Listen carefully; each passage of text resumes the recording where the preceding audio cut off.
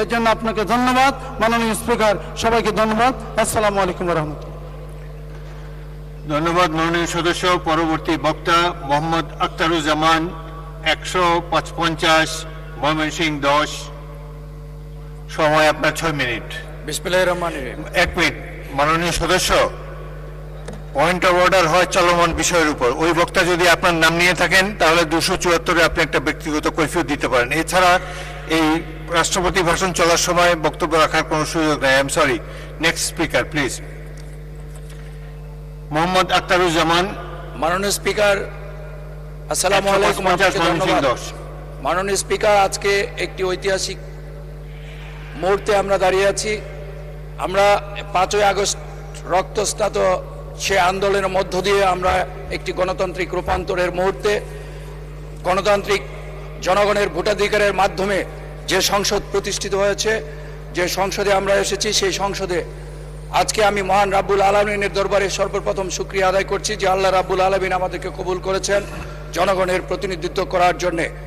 মাননীয় স্পিকার, আপনার মাধ্যমে আমি সর্বপ্রথম ময়মনসিংহ 10 গফরগাঁও উপজেলা পৌরসভা এবং পাগলা থানার জনসাধারণকে আমি ধন্যবাদ এবং কৃতজ্ঞতা জ্ঞাপন করছি, যারা বিপুল ভোটে এই নানা প্রতিকূল পরিস্থিতির মধ্যেও আমাকে নির্বাচিত করে তাদের প্রতিনিধিত্ব করার জন্য এই মহান সংসদে পাঠিয়েছেন। মাননীয় স্পিকার, আপনার মাধ্যমে মাননীয় প্রধানমন্ত্রী জনাব তারেক রহমানকে আমি ধন্যবাদ এবং কৃতজ্ঞতা জানাচ্ছি, যিনি আমার উপর আস্থা রেখেছেন এবং যিনি আমাকে এই মহান সংসদে আসার সুযোগ করে দিয়েছেন। মাননীয় স্পিকার, আমি একটি কথা বলতে চাই। 5ই আগস্ট আর আজকের দিনটির মধ্যে একটি বিস্তর ফারাক। আমি নিজেও একজন জুলাই যোদ্ধা। আমার বিশ্ববিদ্যালয়ে পড়ুয়া মেয়েও ছিলেন জুলাই যোদ্ধা। 5ই আগস্ট আমরা এসেছিলাম এই সংসদ ভবনে। এই সংসদ ভবনের বাইরে আমরা দাঁড়িয়ে, তখন আমি ছিলাম সংসদ ভবনের বাইরে। তখন আমরা হাজার হাজার জনতা স্রোতের মতো সেখানে এসেছিল। আজকে সংসদের ভিতরে এই যে একটা অন্যরকম অনুভূতি, এটা ভাষায় প্রকাশ করার মতো না।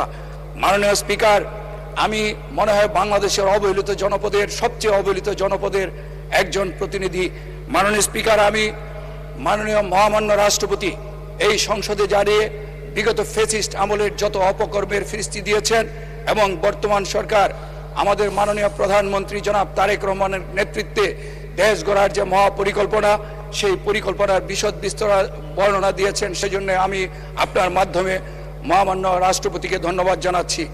মাননীয় স্পিকার, আপনারা জানেন সবাই এই মহান সংসদে আমরা যারা দাঁড়িয়েছি, এই সংসদে সবার মধ্যে একটি অপূর্ব মিল রয়েছে যে আমরা ফ্যাসিস্টরা বিতাড়িত হয়েছে এবং এই মহান সংসদে যারা প্রতিনিধিত্ব করছেন সবাই এই ফ্যাসিস্টরা নাই এবং সবাই গণতান্ত্রিক নির্বাচনের মাধ্যমে জনগণের বিপুল ম্যান্ডেটের মাধ্যমে এই সংসদে তারা প্রতিনিধিত্ব করছেন।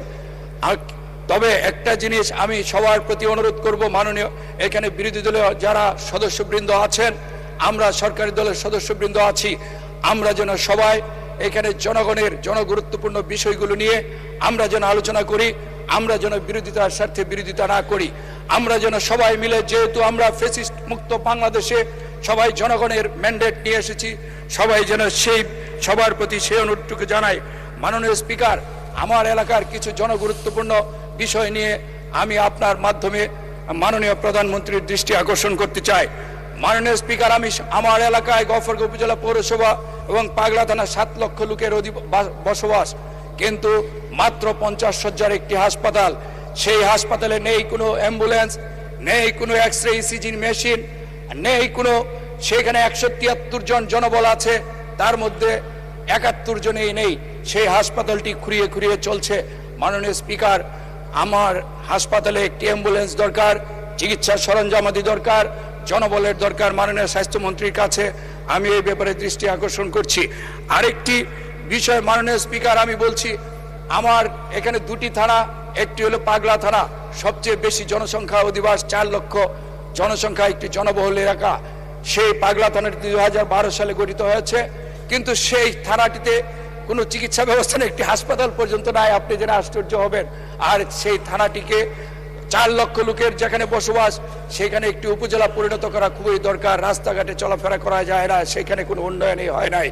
সুতরাং পাগলায় একটি উপজেলা পরিণত করার জন্য মাননীয় প্রধানমন্ত্রী মাননীয় স্থানীয় সরকার মন্ত্রীর প্রতি আমি আহ্বান জানাচ্ছি সেই অবহেলিত জনপদের উন্নয়ন নিশ্চিত করার জন্য।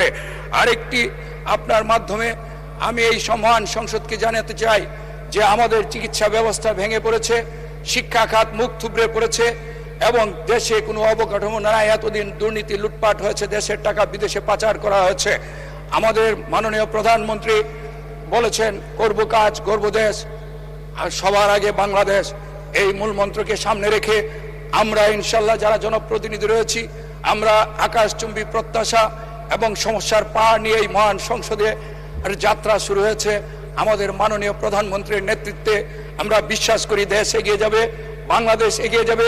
ঠিক তেমনি আমার সেই অবহেলিত জনপদ গফরগাঁও উপজেলা পৌরসভা এবং পাগলা থানা, যে পাগলা থানাটি সবচেয়ে অবহেলিত, যেখানে কোনো হাসপাতাল নাই, চিকিৎসার ব্যবস্থা নাই, রাস্তাঘাট নাই, উপজেলা নাই।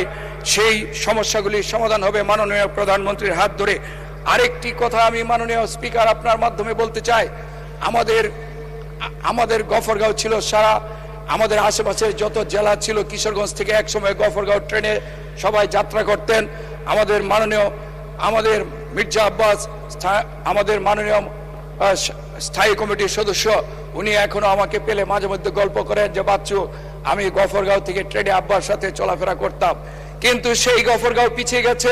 আমাদের ভালুকা ত্রিশালের মানুষ গফরগাঁও দিয়ে যাত্রা করতেন, কিন্তু সেই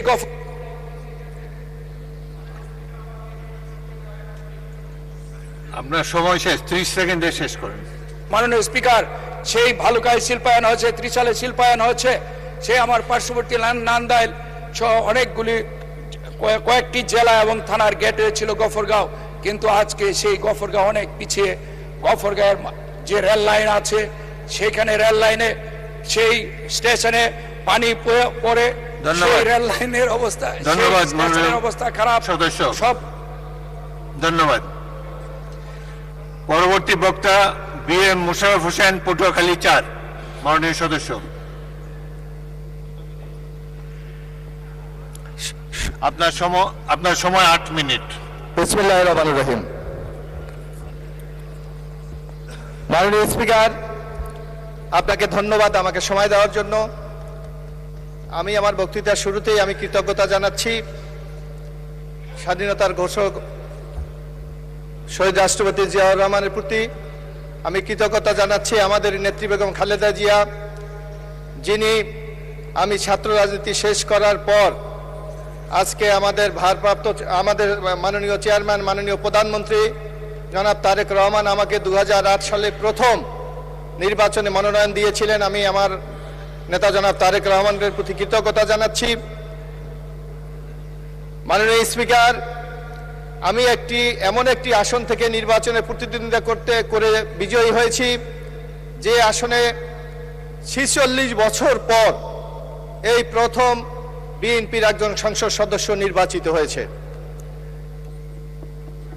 এবং এই আসনটি বাংলাদেশের মধ্যে অত্যন্ত গুরুত্বপূর্ণ। বাংলাদেশ যে কয়টি বিষয় নিয়ে গর্ব করে তার অধিকাংশ বিষয় আমার এই নির্বাচনী আসনে রয়েছে।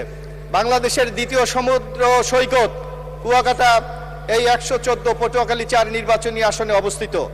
এখানে এই সরকারের আজকে যে বিদ্যুৎ সমস্যা, এই সমস্যার 2640 মেগাওয়াট বিদ্যুৎ আমার উপজেলা থেকে জাতীয় গ্রিডে দেওয়ার সক্ষমতা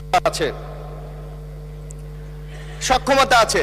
এখানে বাংলাদেশের একটা তৃতীয় সমুদ্র বন্দর আছে, কিন্তু সরকারের অব্যবস্থাপনার কারণে বিশেষ করে গত ইন্টেরিয়াম গভর্নমেন্ট এটার কার্যক্রমকে বন্ধ রাখার কারণে এই সমুদ্র বন্দরটিকে সচল করা যাচ্ছে না।